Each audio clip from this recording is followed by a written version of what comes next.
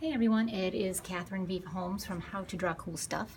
Today I want to show you how to make this interesting abstract name design art, which anybody can do, and it's a great first day lesson when you're trying to learn students' names, or just a fun thing for you to do for yourself to make it a really interesting looking piece of art that is abstract and it makes people do a double look. First thing you want to do is take a piece of cardstock or piece of paper that is somewhat long, and you want to write a word or your name on it, making long skinny letters that go all the way to the top of the page and touch the bottom of the page. So I have a C. I'm going to make my daughter's name Charlotte, and it's important that your letters touch each other as well as the top and the bottom of the sheet.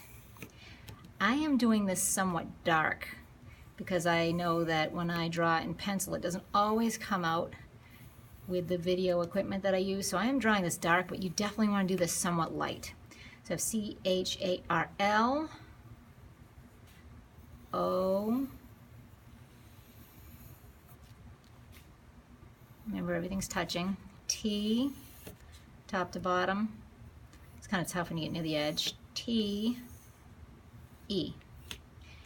If you have a shorter name, you can repeat it, or if you have a really long name, abbreviate it, do a nickname. But here we have Charlotte, C-H-A-R-L-T-T-E.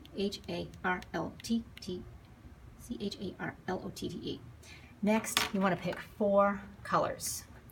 And it's important that your colors don't touch one another. So I'm going to pick a green, a blue, dark blue, and a purple. These are really fun Mr. Sketch markers. They smell delicious, but anything will do. I would prefer Sharpies if I had them at the moment, but I don't. So you are going to draw directly on that line, but not over the line, every shape that you see that does not have a line touching it. See how I have my under paper here? It's nice to have this under paper.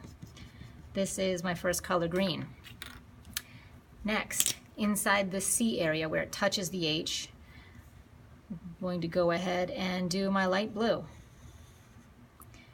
Notice how I outline first. And it's important that you don't actually outline your pencil letters. You're drawing in between the shapes that you're making, but you're not actually putting a line on your pencil letters. Not yet. You will eventually. Markers that work good are good for this too, because nobody wants to use a non-juicy marker. Okay, next, the blue, which will be the top portion of my H, and nice and neatly filling it in with some stripes, going in the same direction is the way to do it. Finally, some purple. Again, I'm outlining and I'm getting this section. So then I would repeat my colors. As long as no 2 colors touch, it's going to look good. So the next area here would be my green.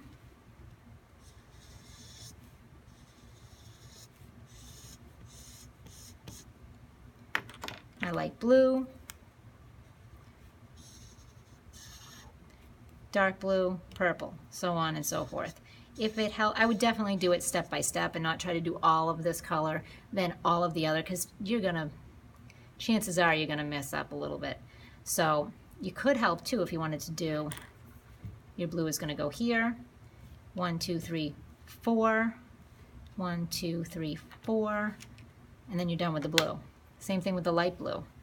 You get your light blue, dark blue, purple, green, light blue, dark blue, purple, green, light blue, dark blue, purple, green, light blue.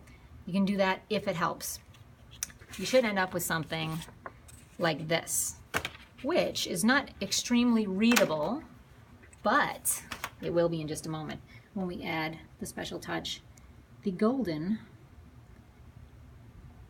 or the silver Sharpie. Metallic Sharpies work well with this. So what you want to do now is the time where you want to go over and outline over your letters. And this is where it's going to really pop. So using a steady hand,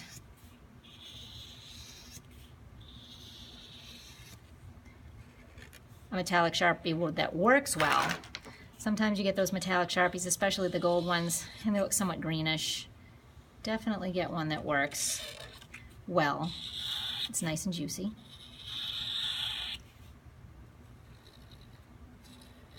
It's my L.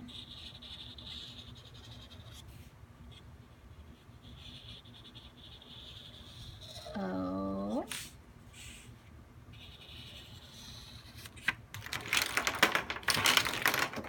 T. T. Oops, that will happen. That's okay. No worries. And then the E. Now the thing that makes this look polished and finished is the border. So you definitely want to put a nice, somewhat thick border on this. So you could do it with a ruler or you could do it by hand.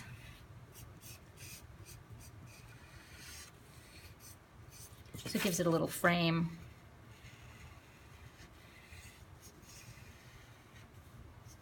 And if you happen to go over the L, which I'm about to, you can just make that a little bit thicker.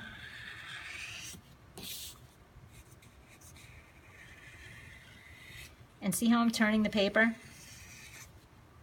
Not necessarily moving my whole body around.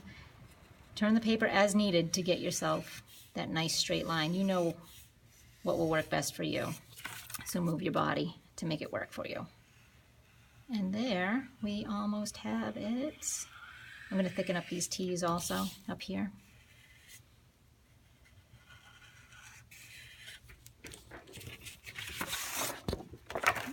I'm trying to get a nice piece of white paper so you can see the final product.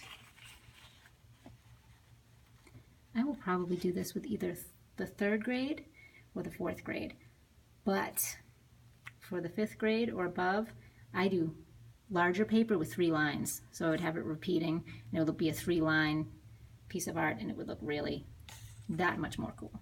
So that is abstract name design inspired by Paul Klee. I hope you enjoyed this quick tutorial. Check in again soon to see what's happening on How to Draw Cool Stuff. Bye-bye.